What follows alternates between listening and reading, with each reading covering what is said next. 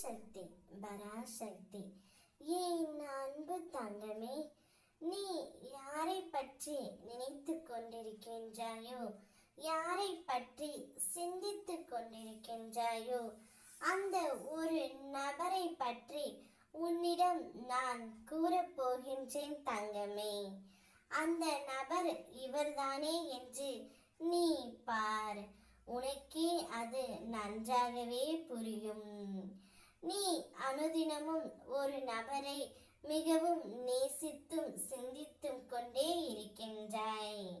உன்னால் அவர் இல்லாமல் இருக்க முடியவில்லை. எந்த வேலையை செய்தாலும் அவருடைய சிந்தனையில் தான் நீ இருக்கின்றாய். இவை அனைத்தும் உன் அம்மாவிற்கு நன்றாக தெரியும் தங்கமே. நீ எப்பொழுதும் அவருடைய நினைப்பில் தான் வாழ்கின்றாய். அவரை சிந்தித்து கொண்டே இருப்பதால் நீ சரியாக சாப்பிடாமலும் சரியாக உறங்காமலும் இருக்கின்றாய். நீ யார் மீது அளவு கடந்த அன்பு வைத்தாயோ, யார் இல்லாமல் உன்னால் இருக்க முடியவில்லையோ, அப்படிப்பட்ட ஒரு உறவைத்தான் நீ இப்பொழுது சிந்தித்து கொண்டே இருக்கின்றாய். வேறு யார் தங்கமே? உன்னுடைய உயிருக்கு உயிரான உன் துணைதானே. அது இந்த அம்மாவிற்கு நன்றாக தெரியும். உன் துணையின் நினைப்பினால்தான் நீ இருக்கின்றாய். நிச்சயம் அவர் உன்னை தேடி வருவார் தங்கமே.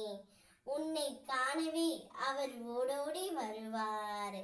நீ எவ்வாறு அவரை பற்றி சிந்தித்து கொண்டு இருக்கின்றாயோ, அவரும் உன்னை பற்றி உன் நினைவினால் தான் இருக்கின்றார்.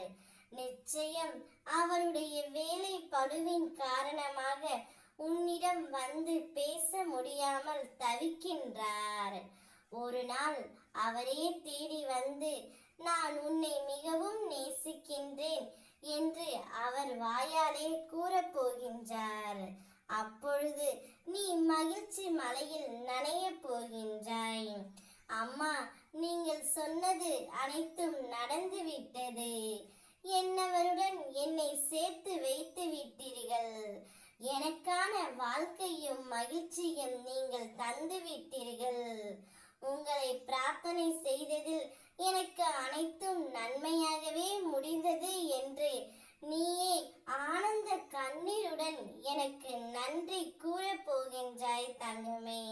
அந்த நாள் மிக மிக அருகில் உள்ளது. உனக்கான நேரம் காலம் இதோ வந்துவிட்டது. அதை பக்குவமாக பயன்படுத்திக் கொள். ஓம் சக்தி பராசக்தி.